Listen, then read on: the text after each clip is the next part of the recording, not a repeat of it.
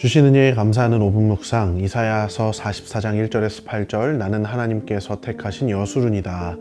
내용 관찰. 첫 번째 질문입니다. 하나님께서는 이스라엘 백성을 어떤 호칭으로 부르십니까? 2절 말씀을 보면 하나님께서 이스라엘을 여수르나 하고 부르심을 알 수 있습니다.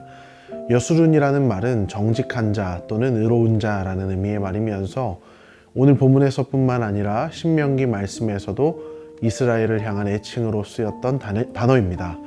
오늘 하나님께서는 이스라엘을 사랑스러운 존재로 여기시며 그를 부르고 계시는 것입니다. 두 번째 질문입니다. 하나님께서는 이스라엘 백성에게 어떤 복을 주겠다고 약속하십니까? 이스라엘은 바벨론의 포로가 된 신분이었습니다. 나라를 빼앗기고 통치를 받는 상황 속에서 이스라엘의 마음이 얼마나 곤고하고 피폐했을까요? 상황이 좋아도 하나님을 믿는 데는 어려움이 따르는데 상황이 좋지 않으니 강팍한 마음으로 하나님의 말씀을 들었을 것입니다. 그러나 고난은 오히려 신자들의 마음을 개간하는 도구로 쓰임을 받습니다. 하나님은 고난 중에 있는 이스라엘에게 나를 바라보라 말씀하십니다. 그리고 이 말씀을 듣는 이스라엘의 심령에는 하나님을 따르고자 하는 마음이 샘솟아나기 시작했습니다. 오늘 하나님은 목마른 자에게 물을 주며 마른 땅에 시냇물이 흐를 것이고 자기의 영과 자기의 복을 이스라엘에게 주시겠다 약속하고 계십니다. 이사야 선지자를 통해 회복의 약속을 이스라엘에게 주고 계신 것입니다. 연구와 묵상입니다. 이스라엘 백성이 두려워하지 않고 살아갈 수 있는 이유는 무엇입니까? 특히 다시 한번 2절 말씀을 보면 나의 종 야곱, 나의 택한 여수르나 두려워하지 말아라 하고 말씀하십니다. 우리가 두려움에 빠질 때 마음이 어떻습니까? 안절부절하지 못하고 머릿속은 온통 어떻게 이 환난을 해결해야 할지 생각하느라 바쁘며 마음에는 아주 작은 여유조차도 사라집니다. 그럴 때 우리의 마음에 필요한 것은 그 문제를 해결할 수 있는 어떤 존재가 해주는 말이겠죠.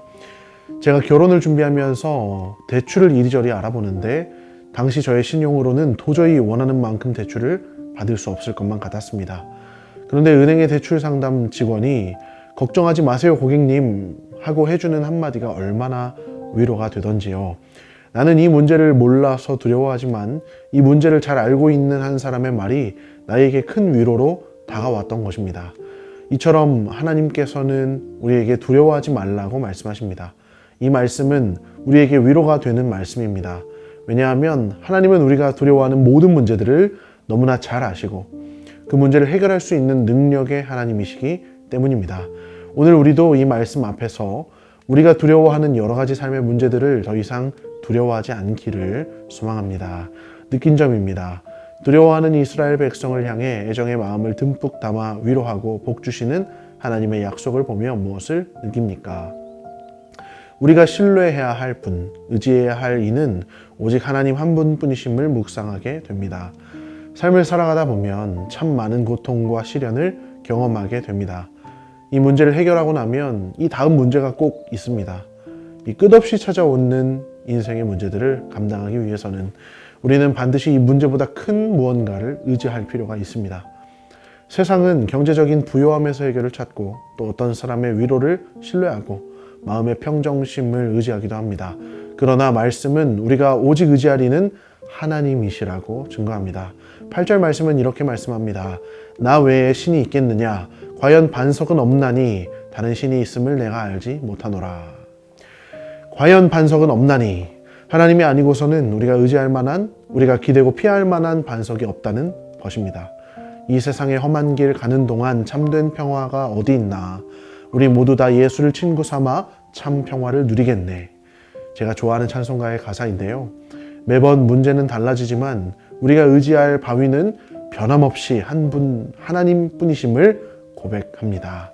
결단과 적용입니다. 두려움을 제거하고 회복의 은혜를 누리기 위해 내가 의지해야 할 하나님의 약속은 무엇입니까? 약속의 말씀을 붙들고 믿음으로 담대하게 발걸음을 내딛기 위해 무엇을 결단하겠습니까? 말씀을 우리의 삶에 적용하기를 원합니다. 첫째로 오늘 우리가 우리에게 소망과 회복을 주시겠다 말씀하시는 하나님의 약속을 붙들기를 원합니다. 우리의 삶에는 우리를 무너뜨릴 것 같은 수많은 환난들이 있습니다. 그러나 그 환난이 우리를 무너뜨리지 못할 것은 하나님은 우리에게 감당치 못할 시험을 주지 않으시며 또한 시험 당할 즈음 우리에게 피할 길을 주시기 때문입니다. 이 하나님을 기억함으로 어떤 환난과 고통 중에도 낙심하지 아니하고 우리를 다시 일으키시는 하나님을 바라고 소망하기를 원합니다. 둘째로 우리가 환난 가운데 이 세상을 의지하지 않기를 소망합니다.